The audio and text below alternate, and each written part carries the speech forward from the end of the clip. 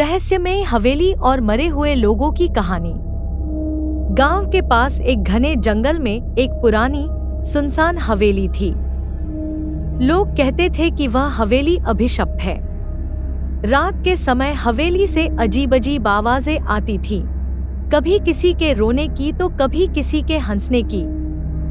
आसपास के गांव वालों ने कई बार उसे जलाने या गिराने की कोशिश की, लेकिन हर बार कुछ अनहोनी हो जाती। एक बार 4 दोस्तों ने उस हवेली के रहस्य का पता लगाने की ठानी। उनकी जिज्ञासा इतनी बढ़ गई थी कि डर के बावजूद वे एक अंधेरी रात में उस हवेली की ओर निकल पड़े। हवेली के पास पहुंचते ही ठंडी हवा चलने लगी और वहां का सन्नाटा डरावना हो गया।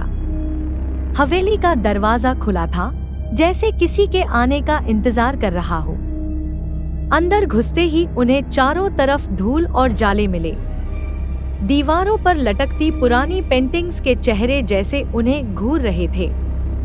एक पेंटिंग पर खून जैसे लाल रंग से लिखा था, जो यहाँ आया वापस नहीं गया। जैसे ही वे एक बड़े हॉल में पहुंचे, वहां रखी घड़ी अचानक बजने लगी, जबकि वह टूटी हुई थी। तभी एक लड़की की धीमी आवाज आई, तुम यहाँ क्यों आए हो? सभी ने चारों तरफ देखा, लेकिन कोई नहीं था। अचानक हॉल की लाइट्स अपने आप बंद हो गई। अंधेरे में किसी ने एक दोस्त का हाथ पकड़ लिया। उसने डर के मारे चिल्लाकर कहा, कौन है? लेकिन कोई जवाब नहीं आया। जब लाइट्स वापस आईं, तो वह दोस्त गायब था।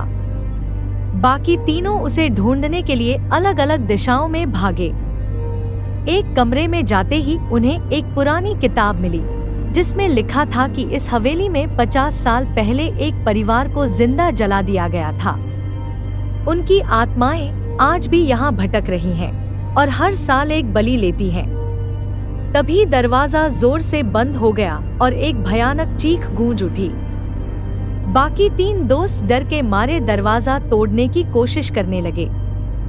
तभी वे देख पाए कि उनके गायब दोस्त का चेहरा खून से सना हुआ था और वह अब इंसान नहीं, बल्कि एक आत्मा बन चुका था। उस रात उस हवेली से कोई भी वापस नहीं लौटा। आज भी लोग कहते हैं कि जब हवेली के पास से गुजरते हैं, तो 4 दोस्तों की चीखें सुनाई देती हैं। लेकिन अब हवेली के दरवाजे हमेशा बंद रहते हैं, मानो यह संदेश देने के लिए कि उस रहस्य से छेड़छाड़ करना मौत को बुलावा देना है।